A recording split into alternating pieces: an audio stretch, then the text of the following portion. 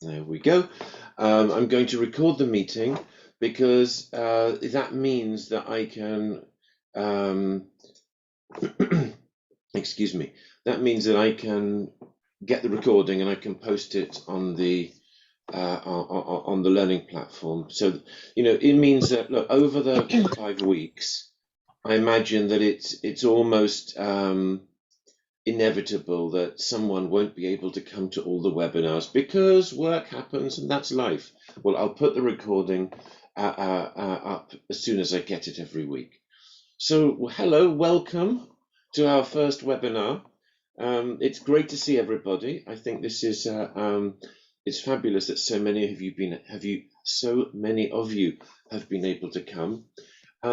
I don't want to do a big round robin of introductions because most of you know each other and you're introducing yourselves in the course anyway, and you've seen my introduction as well. But the one thing I do want to stress, really before we start,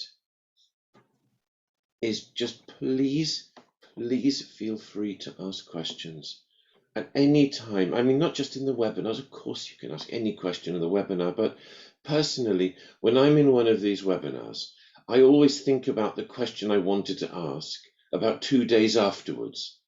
Well, ask.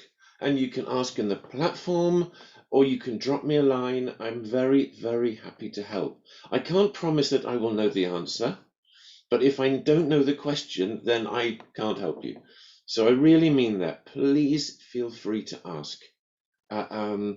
In my experience, if someone has a question, usually somebody else also has a similar question.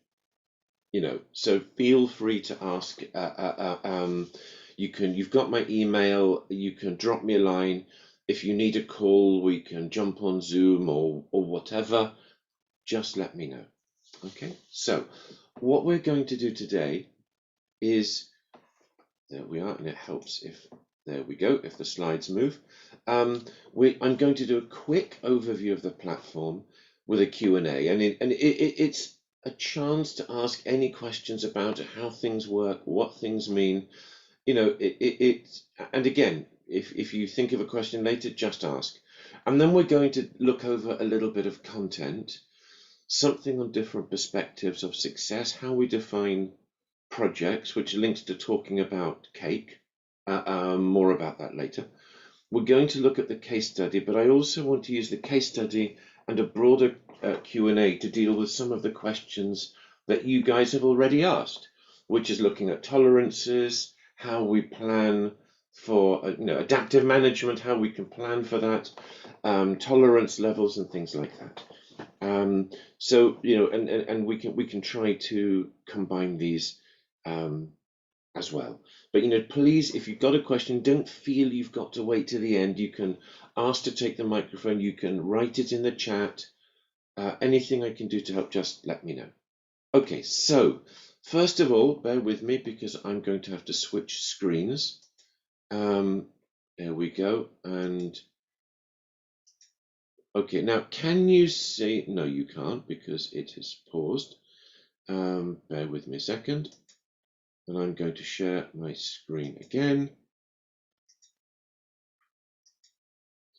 Now, with a bit of luck, you can see the learning platform.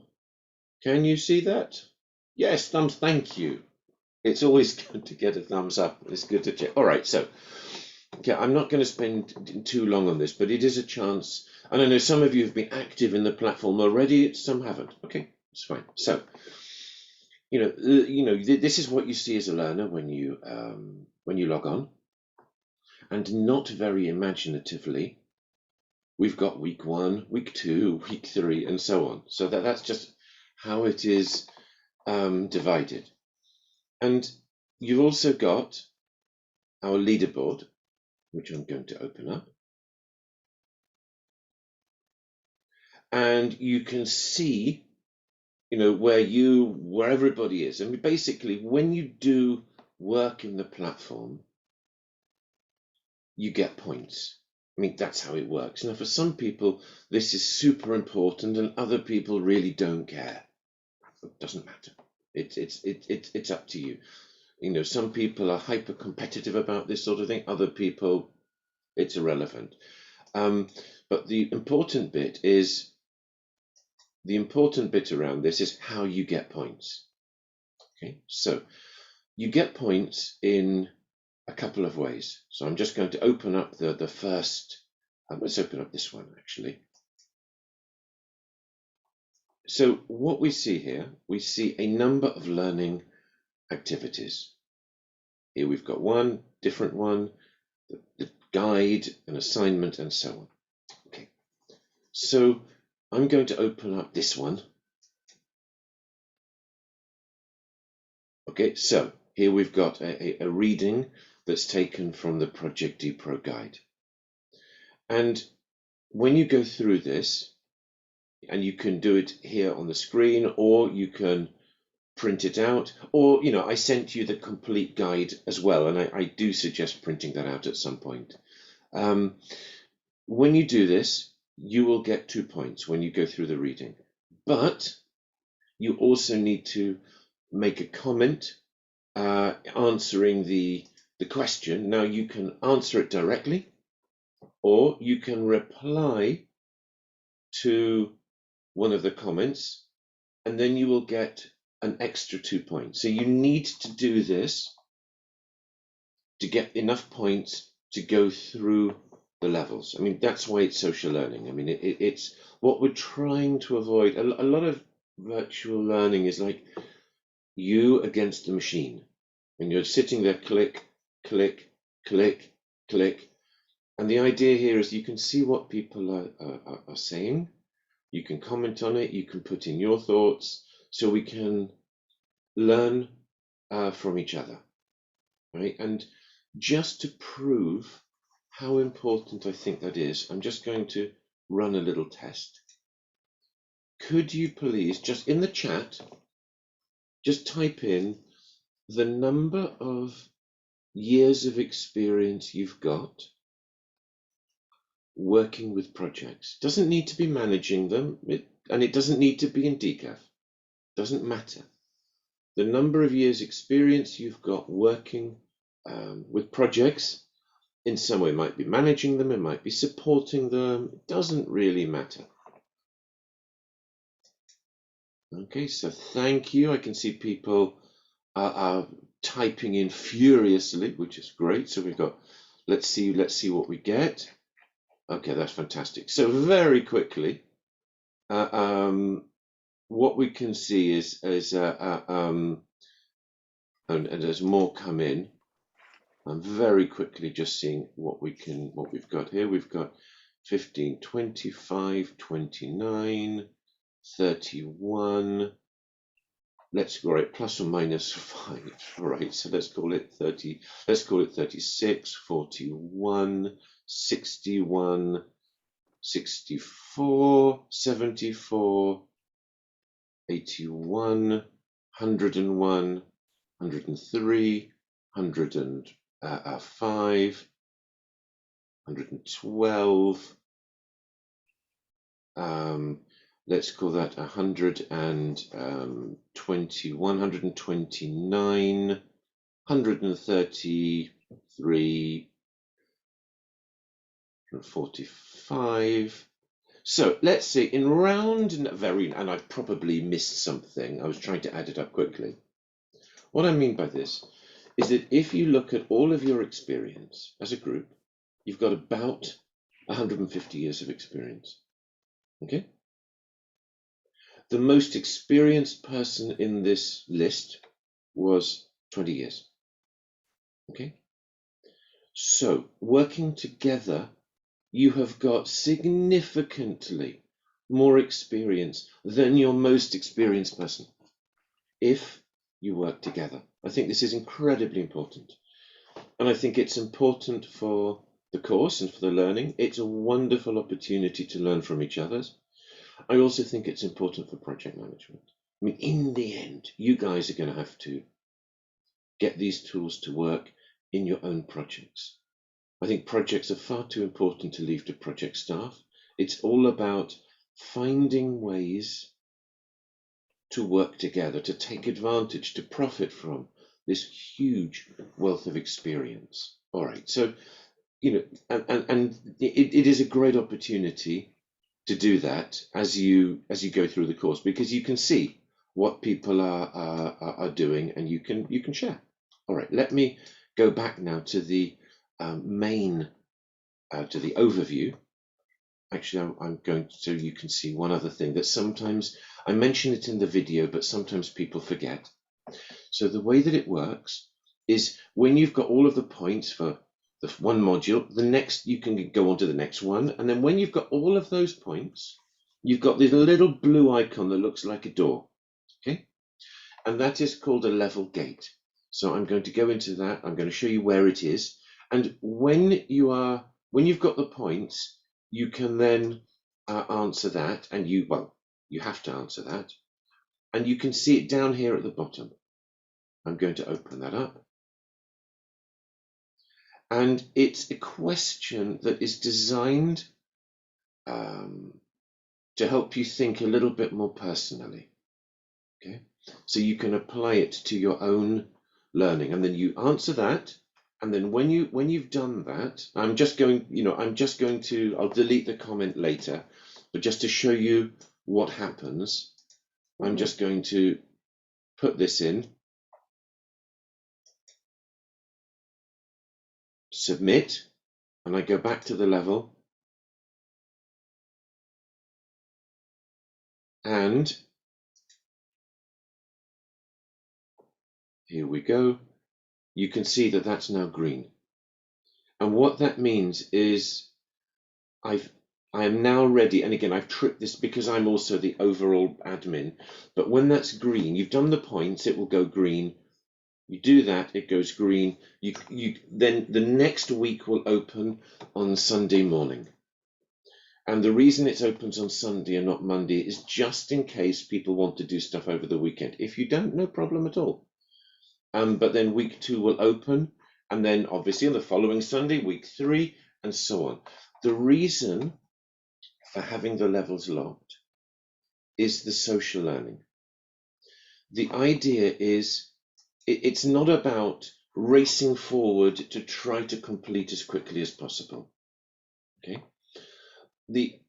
If you are in week 3 and everybody else is in week 1, when you make a comment, you're like shouting into the void. I will see it, but no one else will. So nobody's going to comment on it. So that's why we're trying to move people at about the same speed. So you get to see and comment on what everybody else is doing. Okay, so that in a nutshell is what this is all about. And then I've got a question from Mia. I'll come back to look at the webinars in just a second. But Mia, over to you. Thanks, John. I just wanted to quickly jump in and ask about the locked levels. Are they going to stay locked also after we finish the 5th week? Because what I've seen in the first 2 models and found really helpful is the summary part and the example. So Mia, you're really quiet. I don't know if that's just me, but Oh, is it better now? Yes, yeah, that's it. I've got it. Sorry, had the mic turned upwards. This is really helpful as an introduction. I was just wondering, in terms of longer term thinking, exam preps, I found the summaries and the test exam questions really helpful. So I was wondering if once the course is done for the preparation of the exam, you're going to unlock the modules again so that we can redo the exam questions for practice. Got it. Okay, great. So thank you. Great question. I'll bet you somebody else was thinking the same thing. So once you've unlocked a module, the modules behind you stay unlocked. And what I will do, I will keep the course open until you do the exam. Now, what usually happens, I haven't spoken with Eugenia yet about this, but what she normally does, she will send out a poll or just a message to people so that you choose a couple of exam dates. I mean, is we try to get people to do the exam, you know, we like normally it's like over, one day and then another day. That's, just to make it easier to manage. And then until you do the exam, I will keep the course open, so you will be able, to go back and check, etc., etc. The one thing I do suggest downloading it, and it's a beast. I know it's a beast. It's the guide. I mean, it's a 150-page document. It's not for the exam. It doesn't particularly matter for that. You need to know the guide, but as you go forward, not now, but in 6 months, in a year, I mean, what really matters is application. I mean, like the test, the course, none of that's particularly, and it's not going to help your projects. What's going to help is application. And that's where the guide can be really useful, because that's the body of knowledge. And then, especially as you take notes and think about it. So that's something I would really suggest. Okay. Any more questions at this stage? I'm just going to check in the chat. Can't see anything in there. Okay. All right. So, quickly too. It's always a way when you think you're done. There are more questions. Wonderful. That's fantastic. So, I'm not sure, Mia, if that's still your hand, if that's another question, or if that's from last time. And then I just forgot to put it down. Okay, all right. Okay, then there's a question from Sama. And first of all, Sama, you have to tell me how to pronounce your name properly, because I don't like getting names wrong. So over to you. Yes, thank you. My name is Sama. So maybe it's hard, Sama. It's okay. Right. How can I help? Yes, I have a question about open week 1, week 2, because I read week 1. So every part you read, it opens the next week. My question is it open once we read, or week 1 open in week 1, week 2 open in week 2 of the webinar, or what is the process exactly? Okay, so it's nothing to do with the webinars.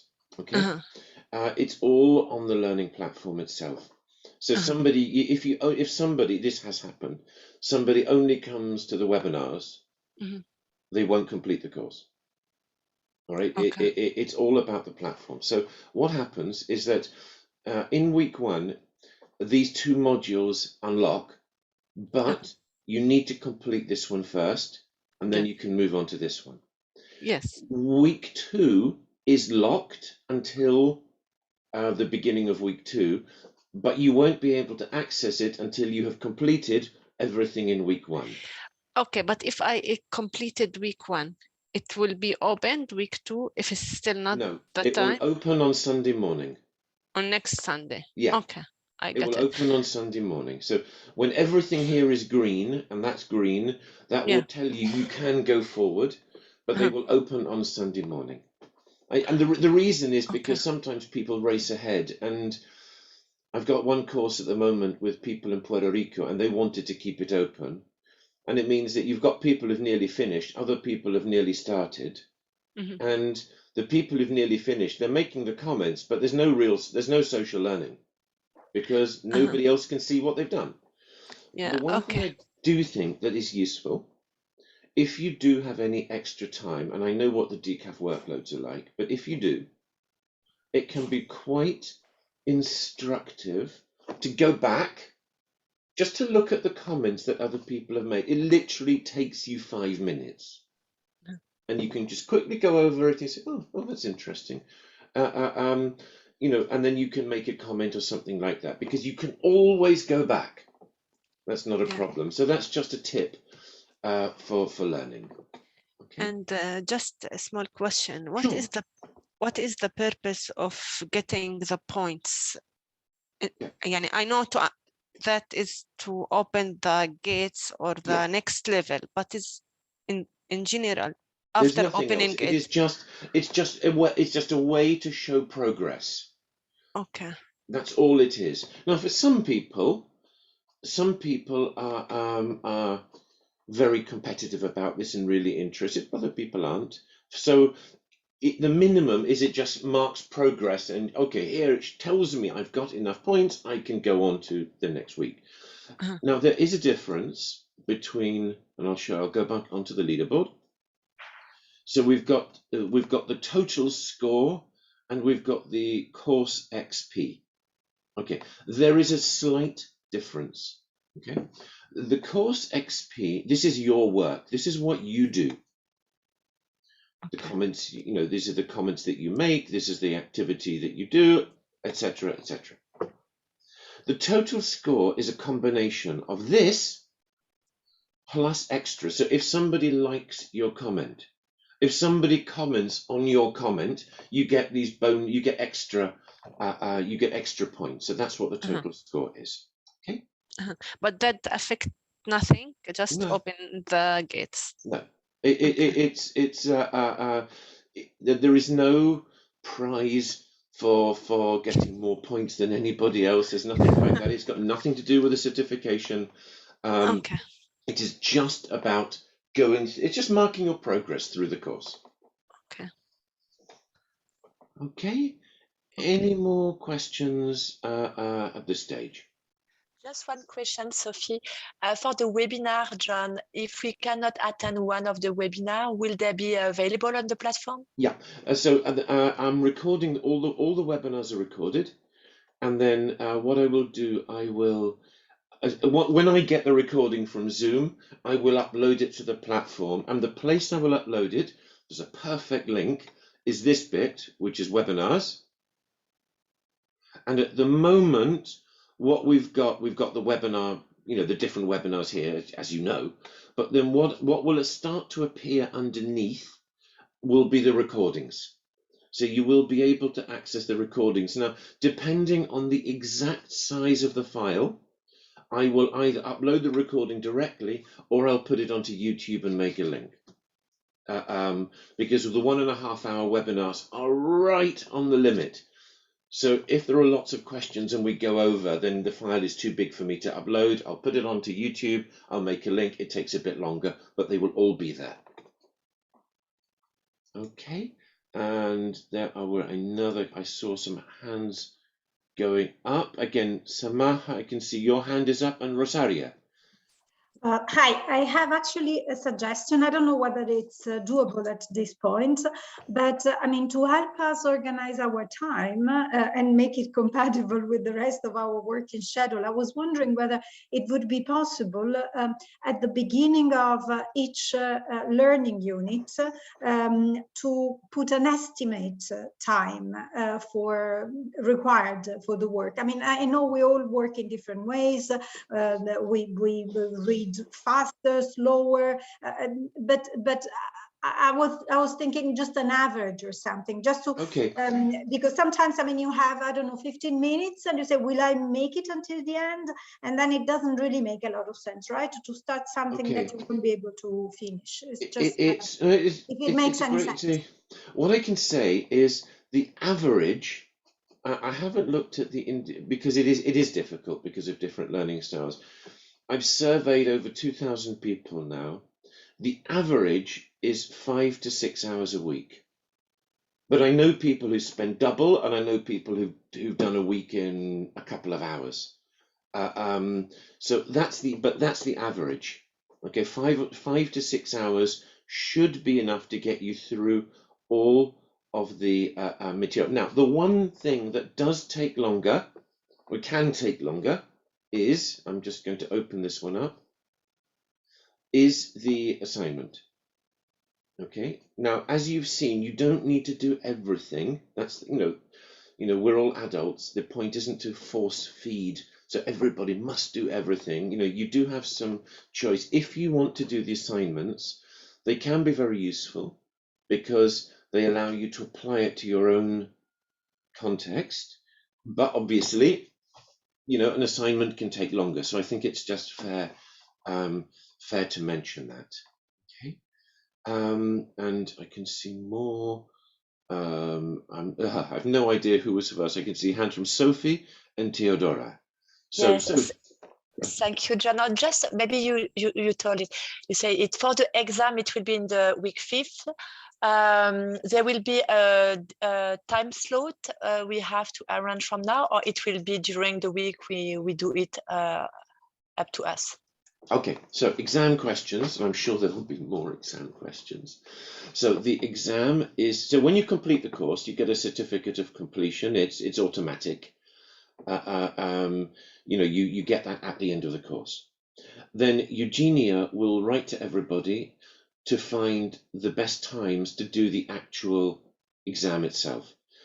The exam is a 3-hour multiple choice test. This is why I've built in like practice test questions, which are multiple choice. It gives you, and they're all from the practice exam, and it gives you a flavor of the tests. And then, but it's a 3-hour test, 75 questions, and the pass mark is 65%.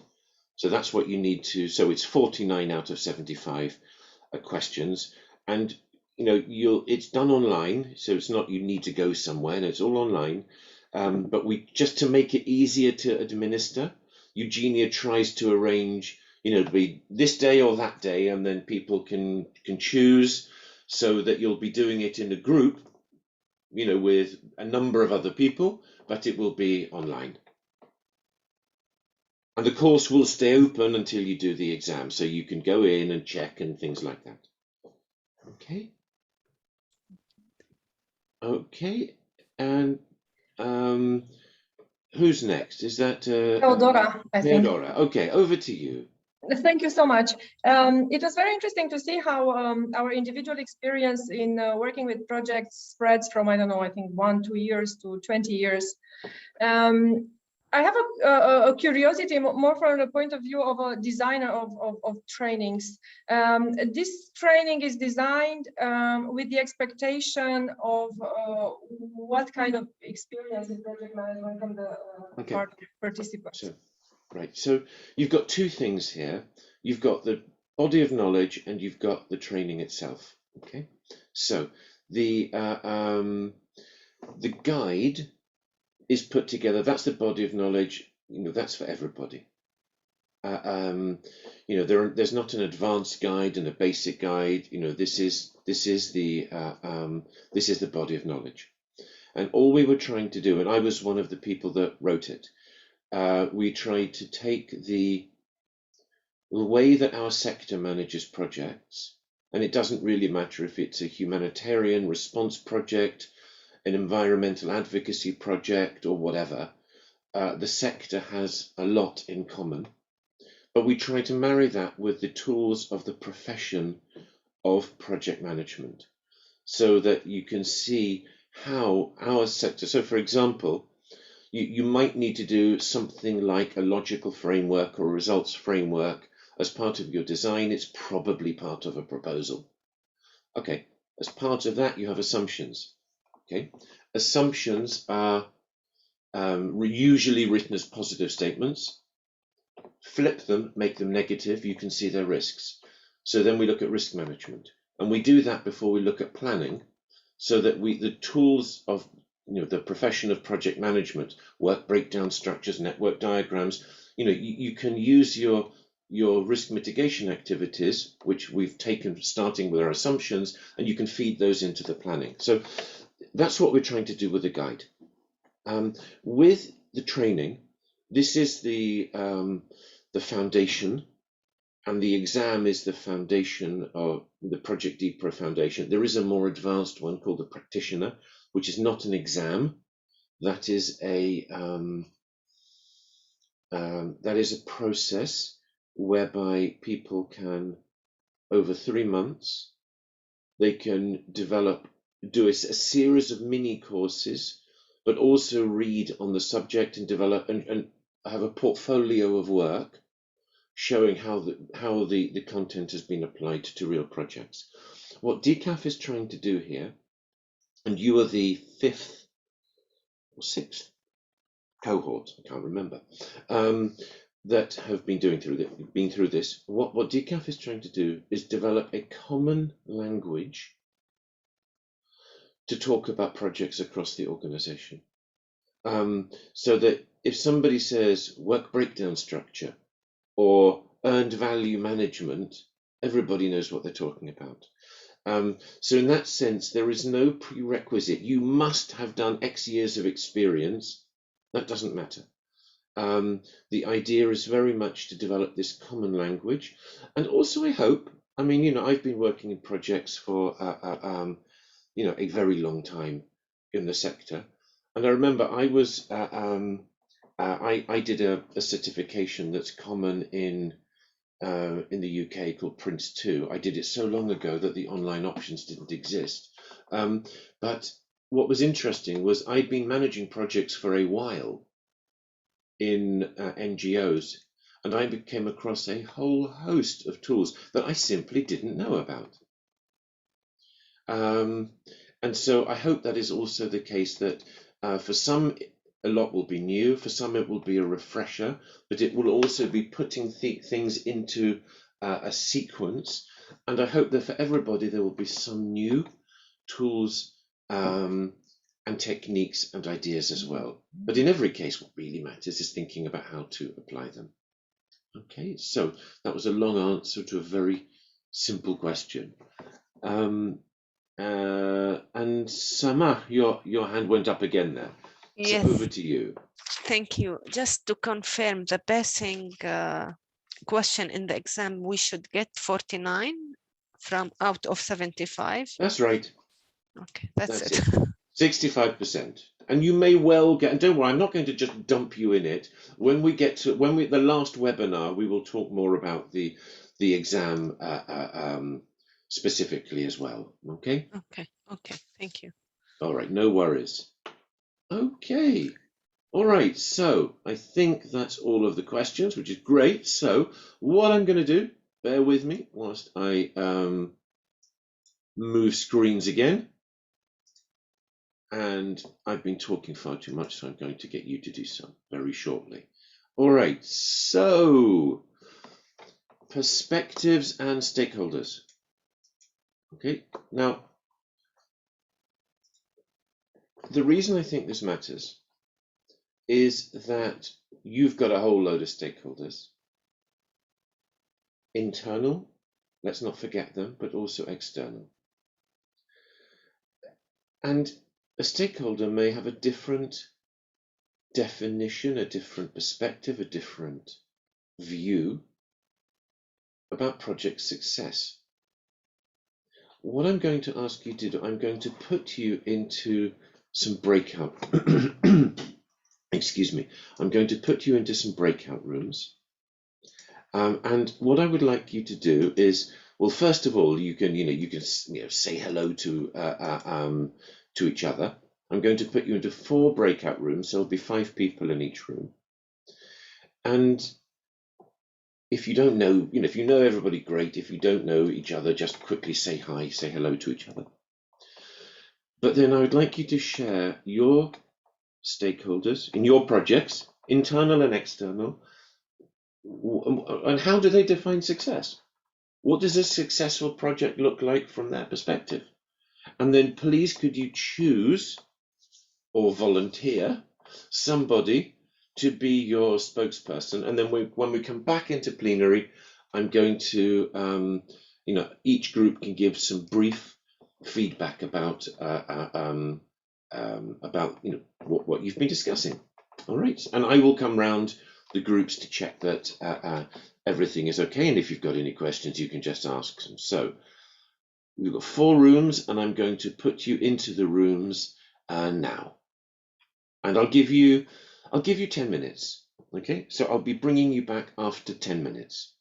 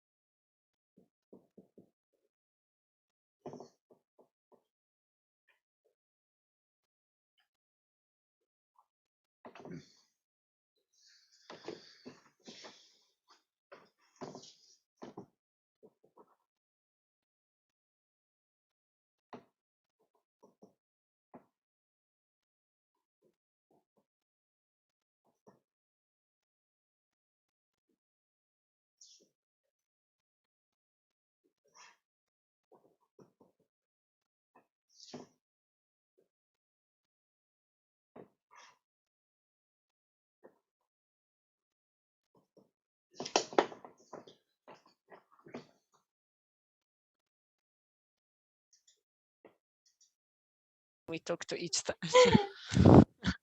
I know, it's a shame I only know Eman and Intisar. I always wonder who are the other We are people only in the now Ramallah 4. office. Me and Ahmed, and then خلاص, that's it, Ramallah office. Okay, now I know 3 people out of 4. That's good. Yeah, good. So we didn't know each let's other. start. No. Which is great. This is a nice opportunity just to meet some other people, you know, that maybe you don't, you know, or even if you know people a little bit, or you know a name on an email, this is a chance to, you know, to say hello, to, you know, to see what people look like, and just to learn. We all learn a little bit more about each other. But then, when you're ready, look at your stakeholders and what are their perspectives.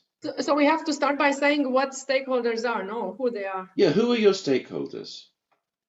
Who are your stakeholders, internal or external? Doesn't really matter.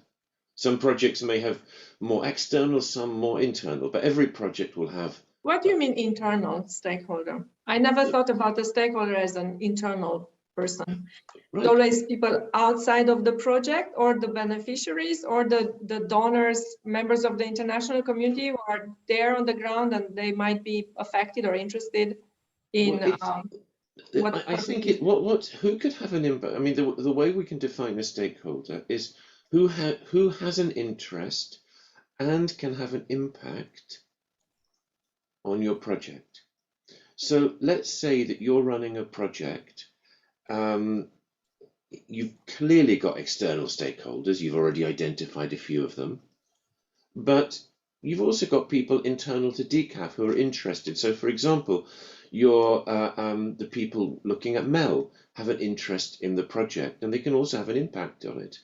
So, you know, finance.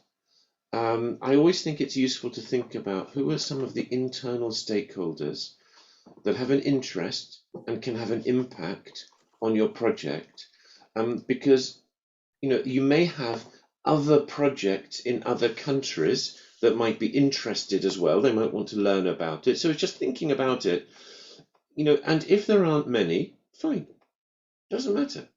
But if there are some, they can sometimes be important. So I know organizations that, let's say, you need to do significant procurement for a project. Do you want every project to be dealing with that in isolation, or is there somebody in headquarters who actually might be able to help? You know, so again, if they know about your project in advance because you're giving them some information, then they are better able to support. So some of the support colleagues definitely fall into the if you like, the classification of internal stakeholders. Mm-hmm. And you need them to have both interest and impact. Yeah. And can you have an external stakeholder who only has interest but has no impact on my project? Yeah, I think, you know, that's so. Who can you give me an example? Who would have an interest but no impact? Well, I mean, ultimately the citizens, yeah. So if I work in a project with, let's say, the judiciary, the courts, it will have an impact on citizens ultimately if the judicial process is improved. But the citizens do not have an impact. Well, the two ways. So in the direct project itself, no, because they would not be direct stakeholders; they would be indirect. However, if your project works with the courts, but you do something that the citizens don't agree with, they may not engage with it. And that would definitely... But they don't engage with the project, that's the thing. They will ultimately, some years after my project finishes, they will somehow, you know, collect the fruits of a judiciary of courts which have changed their conduct and aligned their practice to European standards, whatever. Yeah. So citizens will see the impact of my project years after my project is finished. No, absolutely. And how do you know what they want? The citizens? Yeah. I assume they want their human rights to be better respected. Okay, so first of all, we've got an assumption which can be tested, but also, again, protecting human rights is a huge area. And so what I mean is that, again, what's interesting is to name them as a stakeholder, So they may not have an impact now, but we need to take them into account. Yeah. Because if you developed a law with the courts that did not meet their interests later on, after the end of the project, they might not engage with it, or they might Yeah, not so I will support it. not get refunding for continuation of the project, definitely. Right. Yeah. I'm curious, my colleagues, do you think about Exactly. stakeholders, Right. as internal So, and external? great point.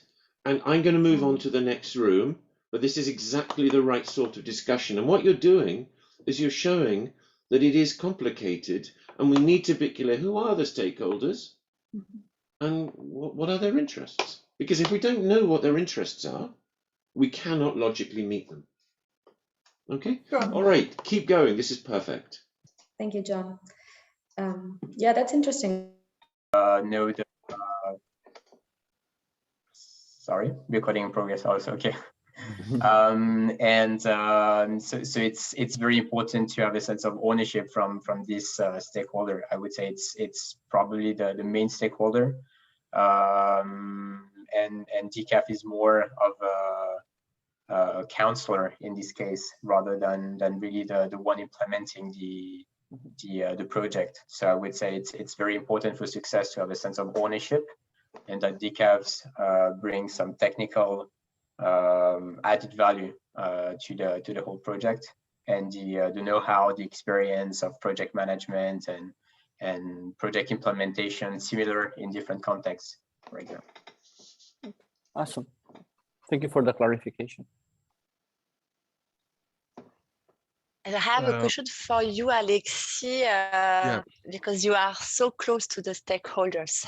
You are in the ground, you see, you can observe. So concretely, when you discuss with, you say that it's multi-stakeholder, ministry, commission, etc. Yes, that's industry stakeholder for me. Donors. I think that we need to make a particular line for donors. Yeah, I don't know who was taking note of these things. Perhaps, as you rightly mentioned, we look at the similarities and match them and we proceed. Perhaps that would make life easy for us and we will be able to move faster. For example, you talk about lawmakers and the lawmakers, somebody talk about lawmakers, we put it together. But in the Gambia here, we don't have industries as stakeholders. But if it is existing somewhere else, of course, it's good. Perhaps we can also start introducing it. When I listen to it carefully, we can see how best we can also put it in among the informations. Well, yeah, we just keep it because for one person in the team, it's a main stakeholder. Exactly. In BSD and private security companies are the main stakeholder probably. So when you deliver a project or an activity, which I would call an activity, you have the report. But when you have the report, after you have completed the assignment that the EU have done to you, most of the question that we get is the so what question. How do the stakeholders, either the EU or for you, are going to use your report? How does it make the change? Yeah, that is. But after it's beyond your control. But for example, this is what is going to be, I think, very interesting. Looking at our different perspective. For example, if you look at the work that ISAT is doing, this short-term assignment, and the work that I'm doing, for example, where we are implementing long-term programs. And we are really struggling to see how can we say that there is an impact of our work to the community at the social level, while we are working most of the time, especially in the Sahel, in the capital. So this is going to be. We see that the stakeholders, direct stakeholders, are going to be the Ministry of Defense, Ministry of Interior Security, the Parliament, but all these people are supposed to do then to go and I don't see how I can say that, and implement and do a better job. So can we say that our work has an impact to these indirect beneficiaries, the population, and how can we prove that we have an influence? Yeah, it's a tricky thing, but very and then the success at which level? Yeah, you're absolutely right. It is tricky. If it were easy, there wouldn't be a need for all of this. It is really difficult. I mean, a new law is passed. Okay. Yeah. So what? If it's So not what? applied, so Yeah. what? You know, the number of, for example, when you look at, let's say, something like, you know, the ratification of different African Union, whether it's, you know, laws, decrees, whatever, they're ratified, but they're not applied. Yeah. You know, so it won't have any difference. So I think, but I think at this point, now we're going to look at that again when we look at, you know, logical frameworks and outcomes. And but if we don't even know how the stakeholders view success, we cannot logically meet them. And I think where it becomes especially interesting is where your stakeholders might have different definitions of it. Yeah. Some might be short term, some might be longer term, but they might have different. And you know, and if the project just ignores that, then you cannot logically meet them. Or what may be worse, you may meet one stakeholder's expectations, but actually make it worse for another one. Yeah, this is exactly what we were discussing. For example, in our division, we are going to put more and more emphasis on financial oversight, which is very important for civil society, for the parliament and others, but not, for example, for the MOD.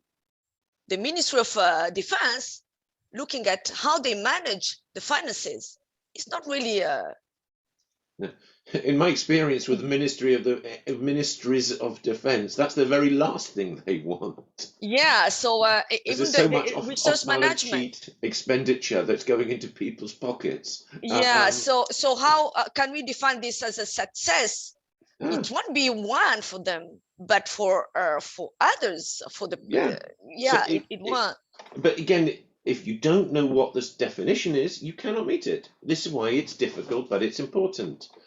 Okay, I'll give you, let's say, just another sort of minute or so, and I'm going to bring everybody back into the plenary, okay? Sounds good. So just get your feedback ready. Interacting between themselves. So in this context, practically without interacting themselves within themselves, without knowing each other, we finished the project and the experts managed to reach the same consensus, which for us means that the project was successful.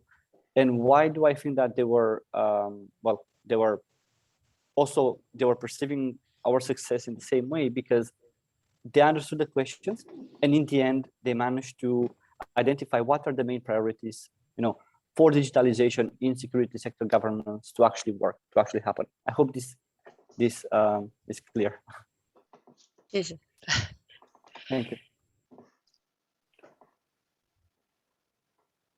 Okay, I'll just be bringing you back into plenary in just a moment, all right? So just make sure you've got your feedback organized, okay? Okay. We have to decide about a spokesperson as well. Yeah, right. It's okay. An election in April, and also we have Sorry, Boubacar, may I interrupt you? Would you have a shorter answer, because that's a lot to afterwards go back to. Would you have a one-sentence summary of what you just said, because that's a lot of information? Would you summarize that in one sentence? That's a lot to ask. I'm really sorry. Okay, it's okay. No, you have one small thing to add is that just the indirect beneficiaries as the populations. But the interesting part for us is that actually these are not even aware that they're stakeholders most of the time, exactly. right? And so then the question is, what expectations could they have? Because they're not even aware of it, but they should still be considered. If I can add something from the ISAT perspective, because we work with the donors and not necessarily immediately with the beneficiaries on the ground, the ambition that DCAF has is to change the approach and therefore behavior from the donors. So to the point that in fact they are we try to measure the impact that the project or the assignment has had after the time of its implementation. So there is a practice of actually having interviews and questionnaires 6 months later, maybe 1 year later, to see how the behavior and the approach of the donors, therefore the major stakeholders, has changed in the way how they see security sector reforms, they implement the security sector reforms, they draft their approaches to security sector reforms, and so on. Okay, I'll just be bringing you back into plenary in just a second, okay? Yeah.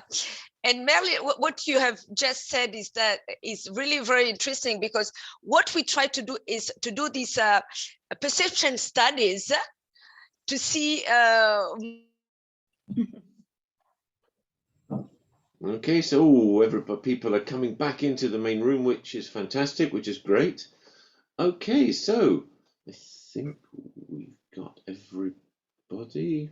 I have a couple still coming through. So we went on for a little bit longer than I thought, because first of all, I thought these were great conversations. And also I know that some of you didn't know each other, so you're introducing, just great. It's just a chance to meet and build your own networks internally, and you find out, oh, you're working on a similar project. I didn't know that. So that's, I just think that's always really helpful, actually. Okay, so in no particular order, I'm just going to ask you to give the feedback. If another group has already said your point, you don't need to repeat it, that's fine. But let's start with group 3 first of all. So group 3, and everyone would say, what group was I in? That's with Emilou and Mia, that you were group 3. So, okay, let's have your feedback. Thank you, John, for this. So that's going to be me. So we first tried to identify what are the stakeholders in each of our respective work, and we came up with basically 7 different core stakeholders that we more or less agreed with some differences. So the first one is going to be government agencies, and to not have too many stakeholders, we didn't divide, but into that there would be quite a long list of different government agencies that would be stakeholders to us. Then we have local communities, international organization or civil society organization. We have the academia, the donors, security sector agencies, and finally, one that is very specific to my division are the industry stakeholders. And then we started to talk about what the success of a project looked like for each of these stakeholders. Oh, and then as a stakeholder, there's DCAF, of course. And we started talking about success, and this is where the conversation was barely started. So I won't have an answer for each of these actors, but that was quite interesting, actually. And we started with what we thought was kind of the bottom line of all of our project, and something that we could agree on is that for both DCAF and local community, actually success of our project usually looks like reduction of human rights violation down the line. But then when we look at each stakeholder, it can look quite differently, even if this should ideally still be one of the success measurements. For a government agency, we had, for example, the strengthening of democratic values through the introduction of reform, transforming the security sector. For security sector agencies, we had a higher rate of positive acceptance from the communities and the political actors, including an increase of confidence, of trust of these actors. And then I still noted down also an answer for the industry stakeholders, which is probably going to look like a business advantage, public interest higher into their operation, making regulation be enforceable, as well as investors' expectations met. So this is kind of where the discussion led us on our end of the group. Thank you so much. And look, what if this were an easy conversation? None of this would be necessary. It is really difficult. And you, as you said, you had to summarize a government because you could have a list as long as your arm with different agencies. Then you've got line ministries, you've got local government, so absolutely. So great. Thank you very much. Let's have group 4. Everyone's looking around. Will we group 4? This was Rosaria and Maud. This was your group. Thank you. So on behalf of the group, we had also like discussions of part of the questions, but not all of the questions. So we decided to look at the facility that I'm implementing for DECAF from Brussels. So it's a facility that implements the EU SSR strategy. And the thing is, like, here we decided to divide the stakeholders a bit differently with the direct stakeholders and indirect stakeholders, because since the EU is the 2 different stakeholders in the project, it's a bit different because it's one of the beneficiaries, because it's requests from the EU delegations from the EU headquarters that receive support from the facility. So there's that notion here as well. And then there's also some stakeholders that are not aware there were stakeholders. We had a small discussion about that. For example, some of the population sometimes are not even aware they're part of the stakeholders of some of the projects. So we were discussing about that, and also about the spectrum of where to look at from the side of a project, where to stop looking at, because sometimes the spectrum can be very wide, and to have a better understanding of what's the effect of the project and to what length and up to when to stop looking. So that's what we were discussing, and that's it. Okay, thank you so much. And again, really helpful. And I think you've got some very interesting points there. I mean, about having, I think, a shared understanding.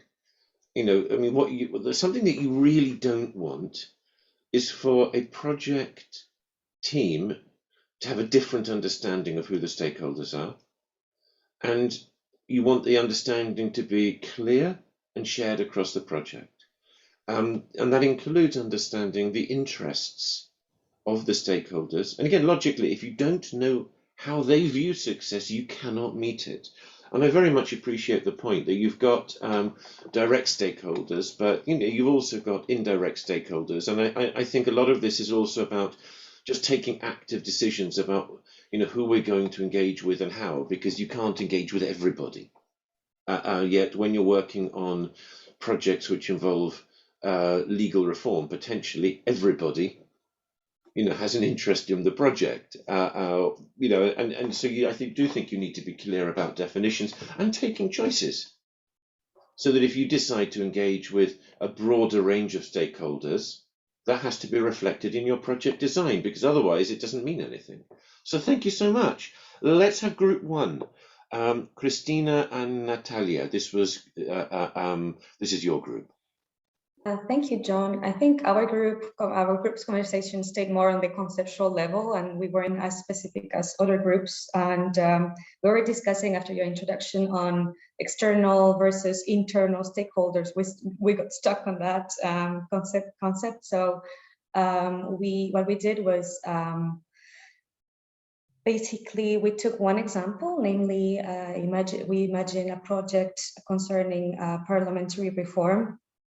And we started saying, okay, then the external stakeholders would be then the parliament and potentially other entities or parties that gravitate around this project, namely monitoring and oversight institution, ombuds institutions, and NGOs that could do some oversight over the project.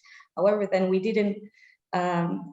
could not get to a conclusion on the internal stakeholders as you were defining before, John, namely internal stakeholders then would be DCAF colleagues.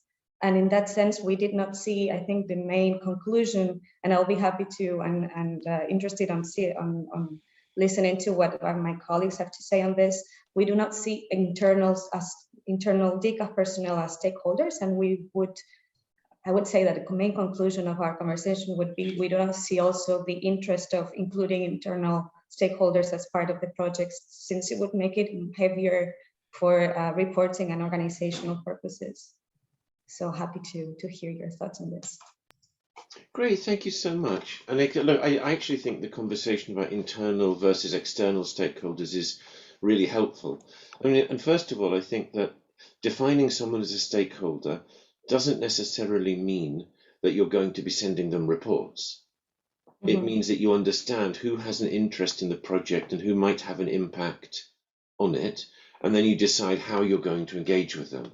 Some of the when I run projects, some of the internal stakeholders I think about are some of the support services. So, for example, I try to very actively work across functions.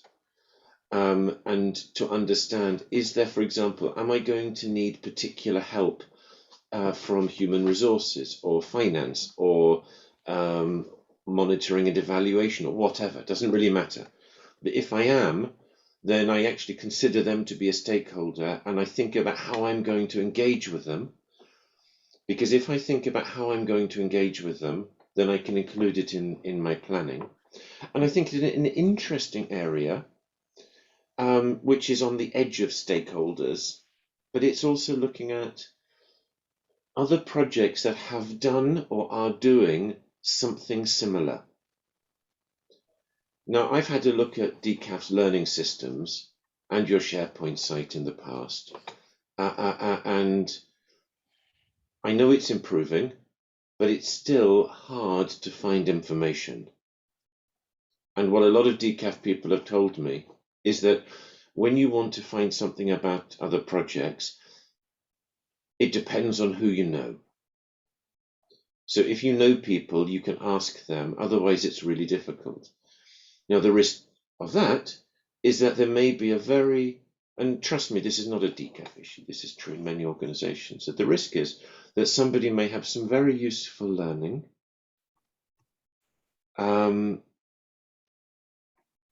how to solve a problem, how to do something, and you may not capitalize it. So you're reinventing the wheel. And so I think that is on the edge of stakeholders, but I do think it's interesting to think about. All right, so these are all fantastic conversations. Let's have the last one, group 2, Alexandru and Alexis. This was your group, as you can probably guess just by elimination. Yeah, thank you very much. I will be the one person talking. So we started briefly explaining a bit what we are doing in terms of projects and what are the different kind of stakeholders that we have. And of course, it really depends on the project. We already mentioned most of the stakeholders. I would just maybe add, of course, there is DCAF as a stakeholder, but also the implementing partners, depending on the project. I'm speaking of my case in particular. And I think it's in our group, we was discussing that success is often not understood the same way, depending on the different stakeholders, the beneficiaries, etc. And a first way to measure success in terms of project management, I think, is and something I think DCAF is really trying to put the emphasis on is to create ownership, a sense of ownership. And to engage stakeholders on different levels, so from governments to the general population. And maybe one last point is regarding the results for with the stakeholders. The end effect is basically to have the population to see results on the ground, and that would be the last point on which we were talking about. Thank you so much, Sebastian. That was really helpful, and I think you've hit on a couple of really interesting points. Your one about partners. Partners get forgotten about a lot in general, and I think it's really important because, and again, I'm going to link this back to the point around internal stakeholders. One of the biggest issues I've seen with implementing partners is not really thinking about them at this stage, is then there are skills gaps. And the partners don't have the right capacity or enough capacity or the appropriate capacity to implement in the way that we want. in my experience, if there is a skills gap anywhere in the project, it always comes back to bite you, and usually at the worst possible moment. And any project is only as strong as the weakest link in the chain. And that may well be implementing partners. So I think it's great that you've mentioned them, because then we can think about them and okay, well, they've got this capacity gap. How can we help? What's their view? What's their interest? How do they look at success? So I think, you know, that's really useful. And then you think internally in the organization, the people who know most about learning and development are probably some of the people working in human resources. Yet what's interesting is how rarely they are consulted when you think about developing partner capacity skills. So there's another example of an internal stakeholder. It might or might not be useful, but it just to make that point. And then something I wanted to mention broadly, because obviously you've done this discussion in like very, very quickly. But one of the things you see in the course and in the guide is the idea of classifying stakeholders as providers or whatever. And what can be useful is that in some stakeholders, they may have multiple perspectives. So a donor is providing funds, but they might also be an influencer. And that they may be different people in the organization. They may have different interests. Well, if that is true, then we need to know that, because it's going to affect our communication with them. Let's look at this donor example. The donor who is providing funds may be interested in financial information on implementation and stuff like that. Okay, great. But somebody in the same organization you might be an influencer, they don't care as much about that, but they want stories that they can use as they are sort of influencing and lobbying. So understanding the perspectives now can help us shape our planning later on. Okay, so great conversation. Thank you, everybody. I do want to move us on because we are talking about definitions. Right, so what I would like you to do, please, is I would like you just to put in the chat how you define projects and programs. And I know what the guide says, but I'm interested in what you think. What's a project for you? You know, what's a program? What do we actually mean by this stuff? And again, one of the so you can just put it in the chat, and let's see what sort of definitions we get. But what I think is incredibly useful about all of this is just getting some clarity. I mean, it's not going to help anybody if, as you go through a a project, different people have got different understandings about the terminology, and that's why I think that a real benefit of the course is getting a standard vocabulary across the organization, but also individually. You've probably got 60 years worth of research on project management. Okay, if you know what to look for, you can take advantage of that. And as we go through the course, we're going to be looking at things like work breakdown structure, earned value, critical paths, some terms, some ideas, some definitions. And by the end of the course, you'll know what they are, and you can continue your own learning after the end of the project. So we've got some great comments coming in already. And let's have a look at, let's just wait and see what people see. But I think let's have a quick look at these.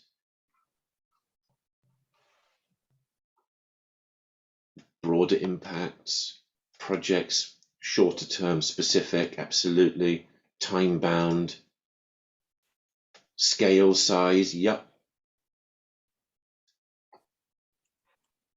I completely agree with that.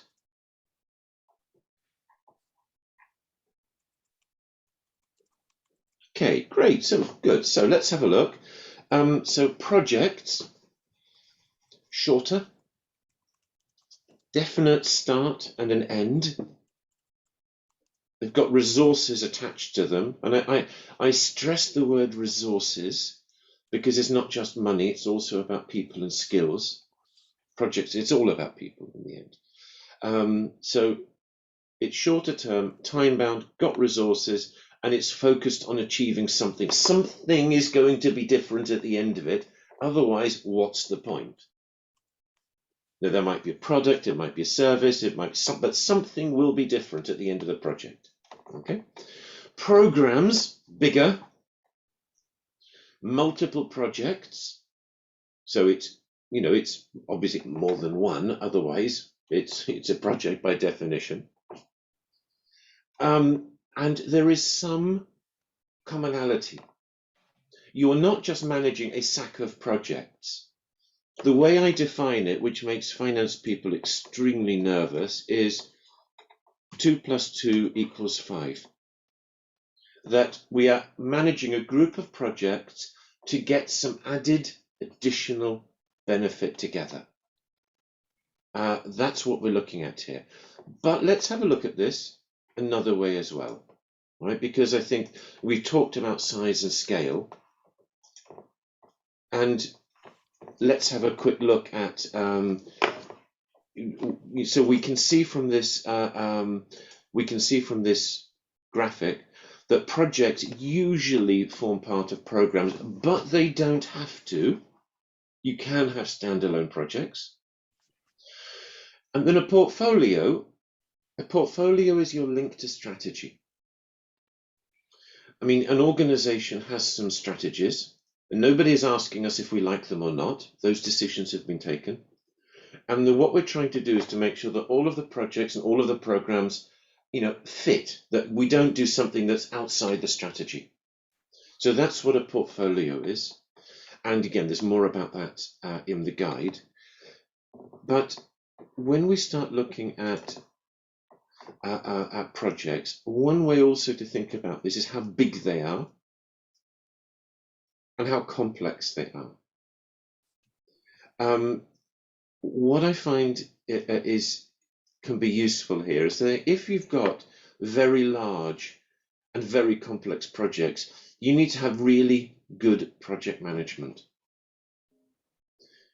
Some projects can be very big, but they can be quite simple, and some projects can be small, and they can be extremely complex. I mean, advocacy projects might well fall under this definition. You know, some changing laws, they are quite tricky, but the budget might not be huge. Again, what is big? What is complex?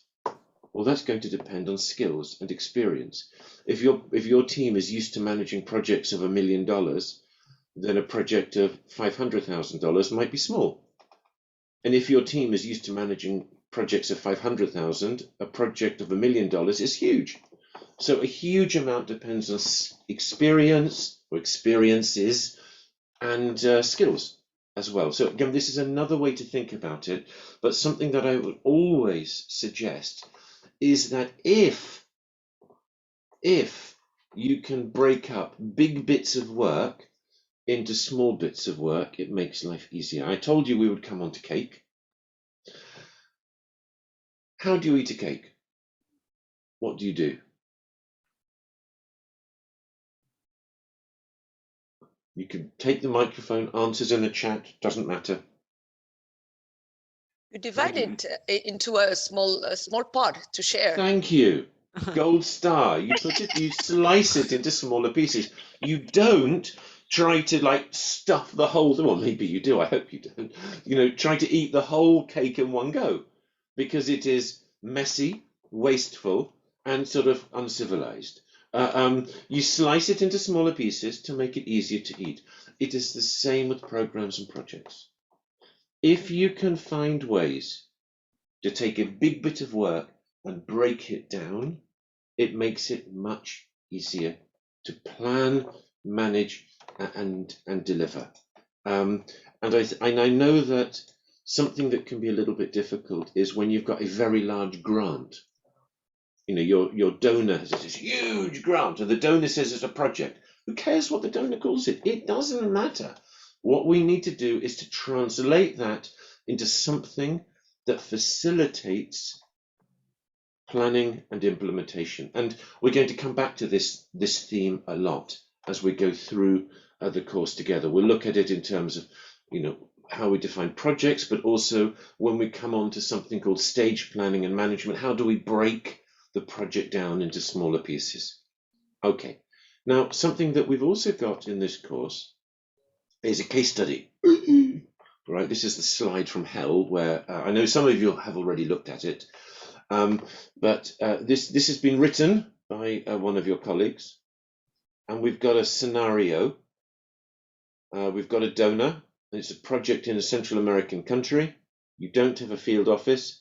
It's the usual insecurity, poverty, political instability, corruption, human rights abuses, new president. So there is a perceived entry point and opportunity for security sector reform. And, the donor wants to increase gender-sensitive approaches and gain measurable improvements in the integrity and professionalism of law enforcement officers.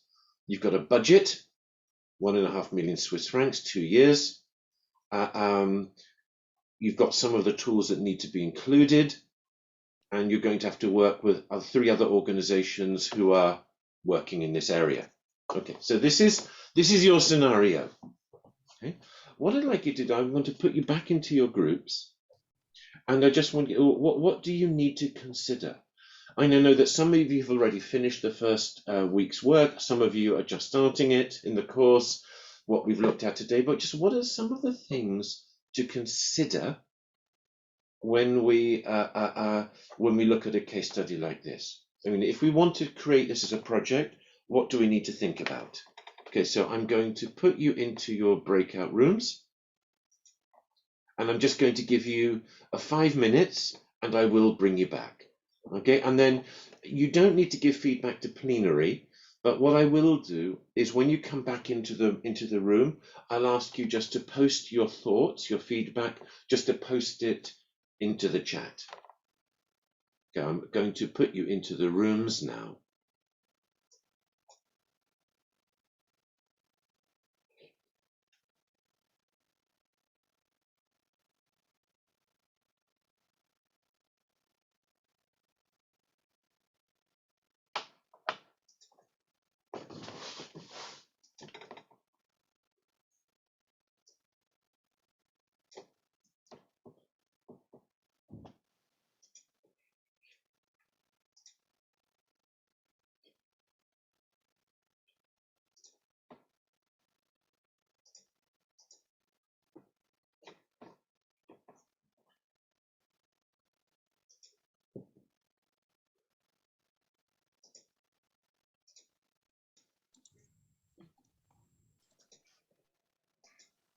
Hi, John. Hi. I'm just trying to get you the scenario as well, because unfortunately the way it works is that screens disappear when you go into... Yeah, that was very helpful. That was something I actually asked if someone had taken a screenshot. Just bear with me a second, and I will try to get that to you.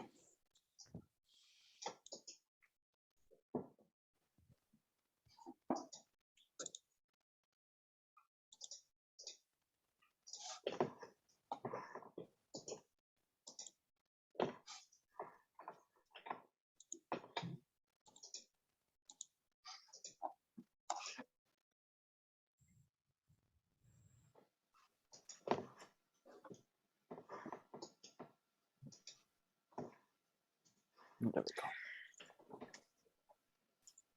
Scenario, okay. I've just put the scenario there for you as well. Thank you. But I think it's a fairly common scenario, at least that's what I was told.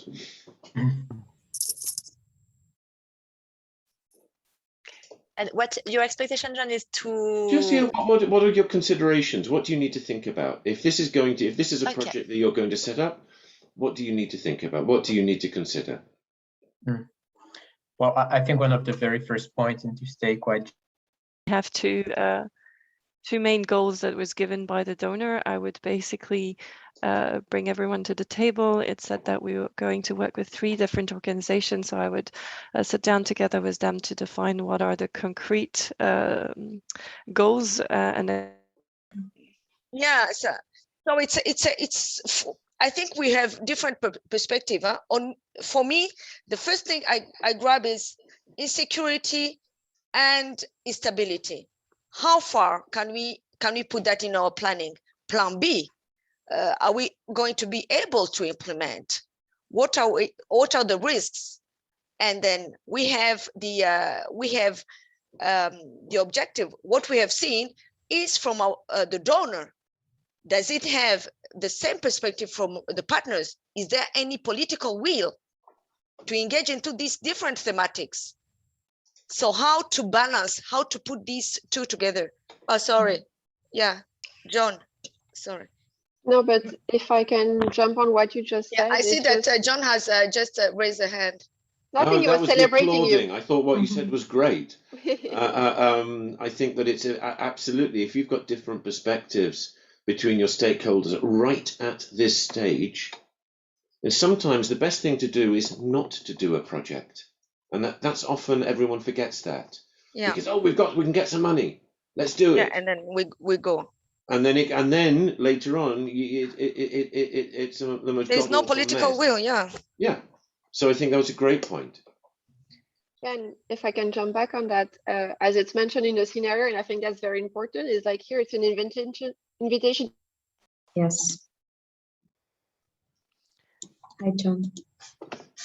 John, just to make sure what exactly you want from this. What do you need to think about and consider? I mean, if you're going to set up this project, what do you need to think about? Okay. So, for example, just because we've just been talking about stakeholders, do all of these stakeholders, do the 3 organizations and the donor, do they share the same perspective? Because if they don't, you can pretty much guarantee a problem. So that's something to think about. I think that and just what are the other considerations? I'm just going to give you a couple more minutes, and then I'm going to bring you back into the plenary. Okay. So I think the first thing to consider is feasibility of implementing such a project. It's Latin America, right? So first thing to consider, is it feasible for us to open quickly a local office there? Because it sounds like a complex project working with the police, but also on gender, on regulations. So that is, parliament, civil society, all sorts of external control. Interventions that are also relevant for tackling those issues, and then of course on the basis of what the different organizations are doing and what is the added value of each.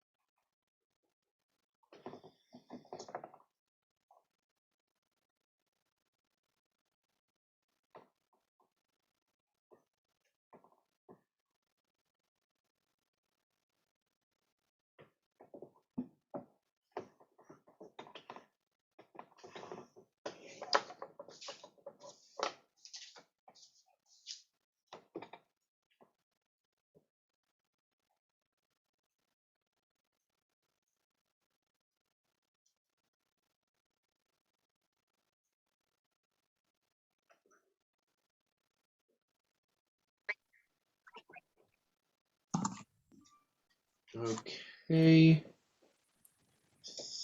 Think most people are back in now, which is wonderful. Okay, so great. So if you could, so it was a very short discussion because we are sort of very short of time now.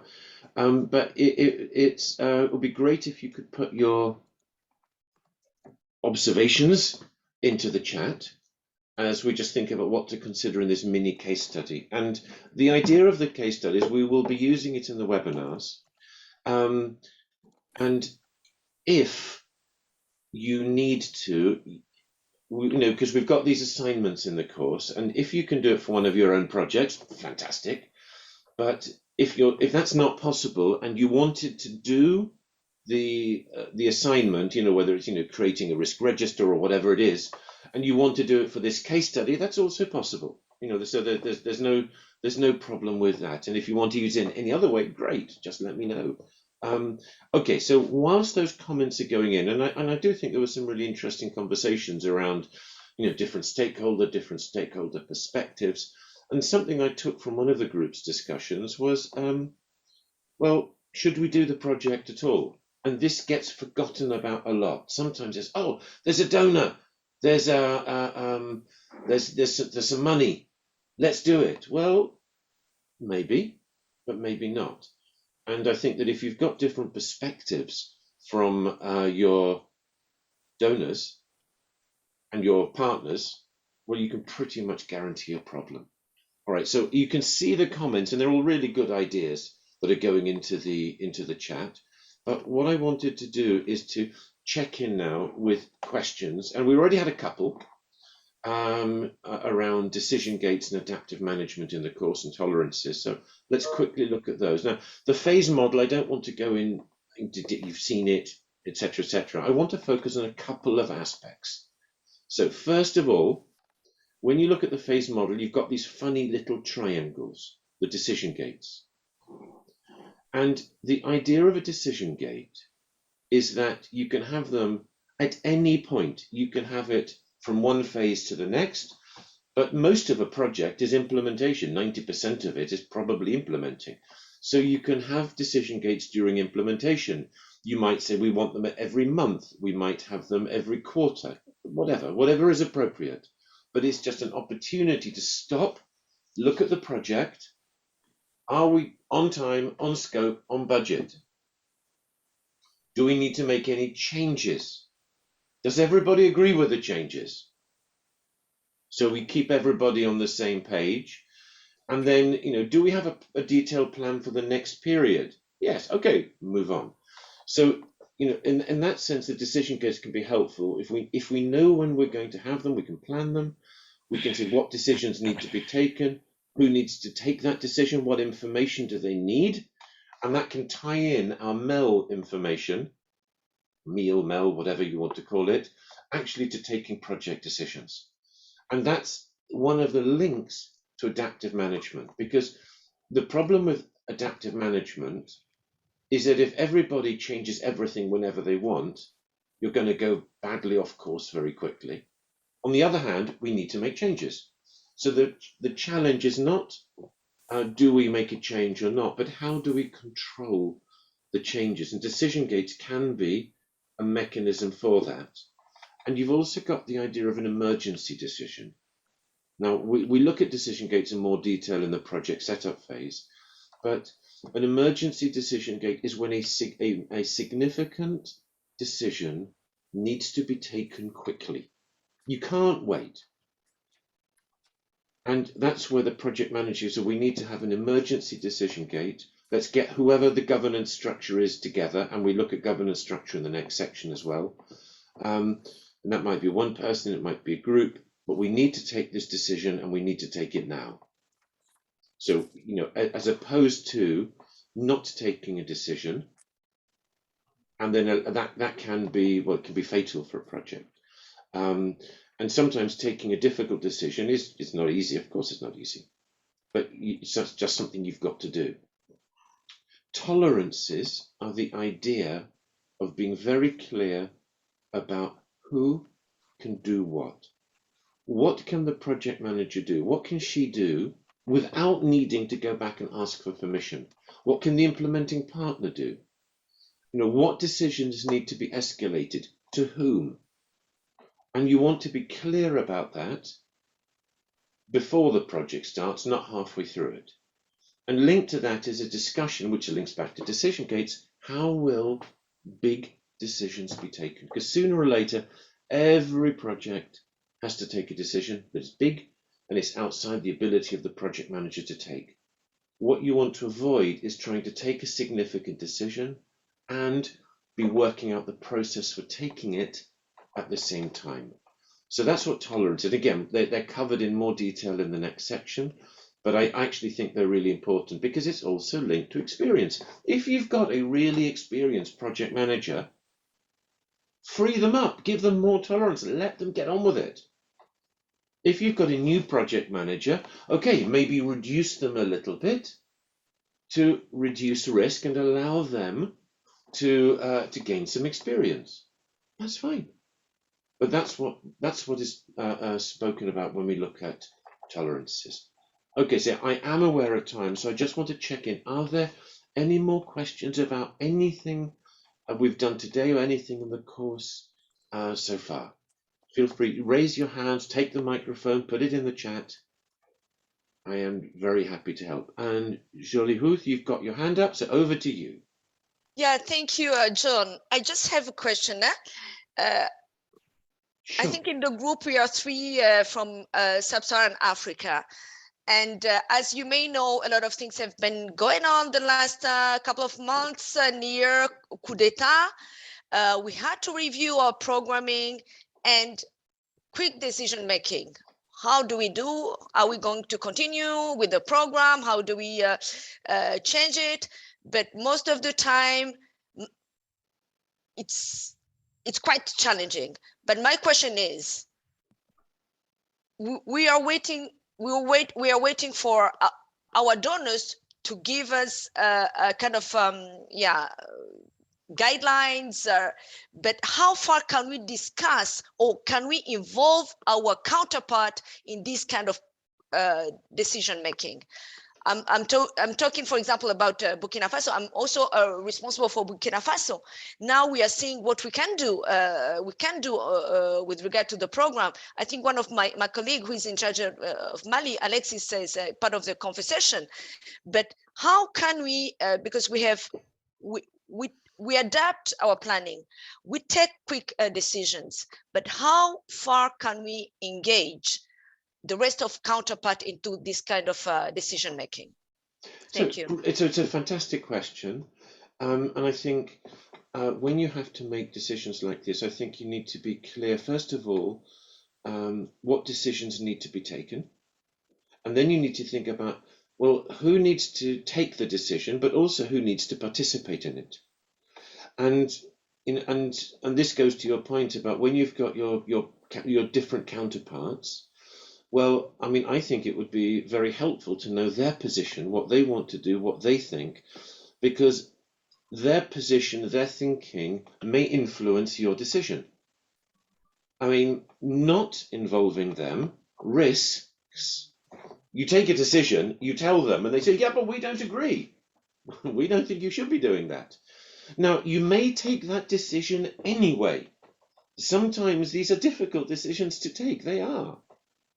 But just not knowing their perspectives risks, you risk taking the wrong decision, but you also risk just upsetting them as well. So I think that the more you can consult, the better, within the parameters of time, because it is sometimes, if you need to take a decision within 24 hours, you may need to do the consultation that you can, but taking the decision is more important. It just depends what the decision is and how quickly you need to take it.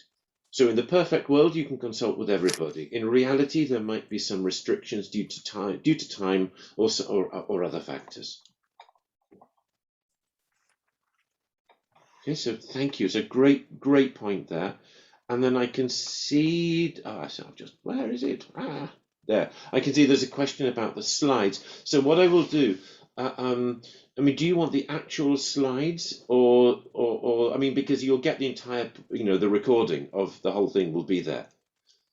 I'm not sure the slides by themselves, because most of them are just about talking points, would help. But I mean, just let me know. I'm quite happy to put the slides up as well.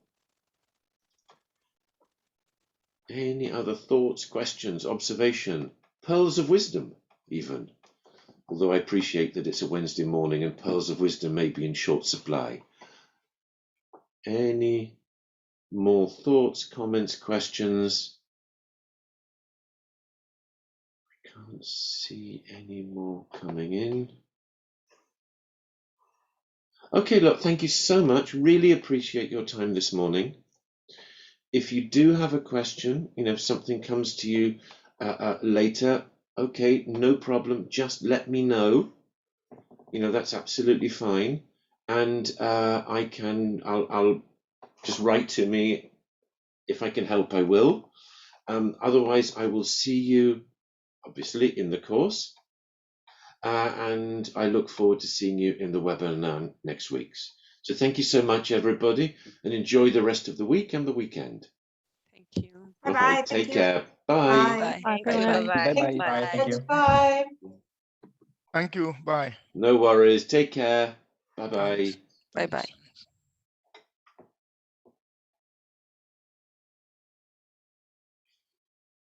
Thanks.